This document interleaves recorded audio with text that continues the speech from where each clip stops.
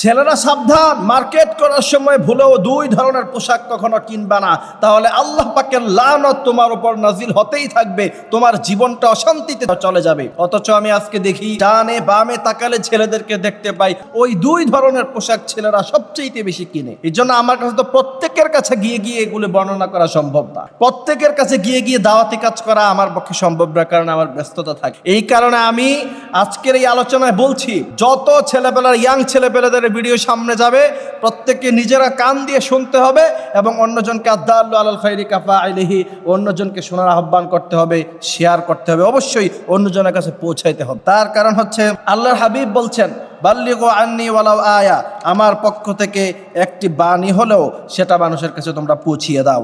এই জন্য আজকে ছেলেরা মার্কেট করার সময় যেই দুই ধরনের পোশাক যদি আপনারা কিনেন, আল্লাহর হাবিব সাল্লাল্লাহু আলাইহি ওয়াসাল্লাম বলছেন দুই শ্রেণীর জাহান্নামীদেরকে আমি এখনো পর্যন্ত দেখি নাই, তারা শেষ জামানায় আসবে, সুতরাং তার কারণে তাদের সাথে আমার দেখা হলো না।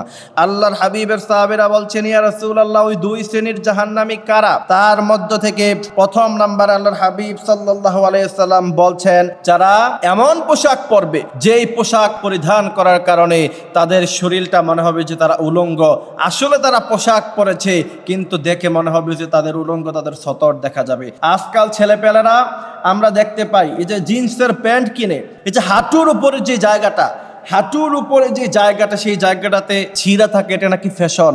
সুতরাং হাঁটুর উপরের জায়গাটুকু এবং নাভির নিচে থেকে হাঁটু পর্যন্ত এই জায়গাটা একজন পুরুষের জন্য হচ্ছে সতর। ওই জায়গা থেকে কোনো জায়গায় যদি ইচ্ছাকৃতভাবে আপনি মানুষকে দেখান, তার মানে আপনি সতর খুলে রাখলেন, সতরকে আপনি উলঙ্গ করলেন, এর জন্য আপনার জিনার গুণ আপনার আমল নামায় যাবে। এই জন্য আল্লাহর হাবিব বলছেন, যারা পোশাক পরে কিন্তু উলঙ্গ থাকলে যেমন তাদের সতর দেখা যেত, পোশাক পরিধান করার পরে তাদের সতর দেখা যায়, তারা হচ্ছে জাহান্নামী। এমন সব লোকেরা কিয়ামতের আগে আগমন ঘটবে। আজকে আপনি দেখেন, আপনারা মিলাইয়া দেখেন, ছেলেবেলারা তোমরা মিলাইয়া দেখো যে তোমরা এই সমস্ত পোশাক কখনো পরিধান করেছো কিনা।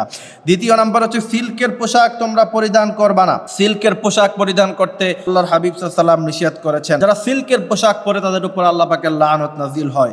এরপরে আব্দুল্লাহ ইবনে আব্বাস রাদিয়াল্লাহু তাআলা আনহু থেকে হাদিস এসেছে, যে এই সমস্ত পুরুষ নারীদের ভেষ ধরে এবং যেই সমস্ত নারীরা পুরুষের ভেষ ধরে, আজকে মার্কেটে গেলে দেখা যায় ছেলেদের পোশাক হয় মেয়েদের পোশাকের মতো, আর মেয়েদের পোশাক হয় নারীদের পোশাকের মতো।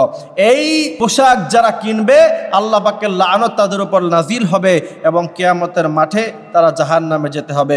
আল্লাহর হাবিব সাল্লাল্লাহু আলাইহি ওয়াসাল্লাম বলেছেন, এমন পোশাক কখনো তোমরা পরিধান করবা না। অথচ আজকে দুঃখের বিষয়, আজকে মার্কেটগুলিতে এই সমস্ত কাপড়ের সেল সবচেয়ে বেশি হয়। আজকে ছেলেমেয়েরা এই সমস্ত সাজে সজ্জিত হতে সবচেয়ে বেশি পছন্দ করে। মনে রাখতে হবে, তুমি মুসলমান যুবক, তোমার পোশাক হবে পাঞ্জাবি, পায়জামা, জুব্বা, পাগড়ি, টুপি। আর তুমি ইহুদিদের পোশাক পরে তুমি ফিলিস্তিনের জন্য মায়া কান্না করো, এমনটা উচিত নয়। আল্লাহ তাআলা আমাদেরকে বোঝার মতো তৌফিক দান করুক, আমিন।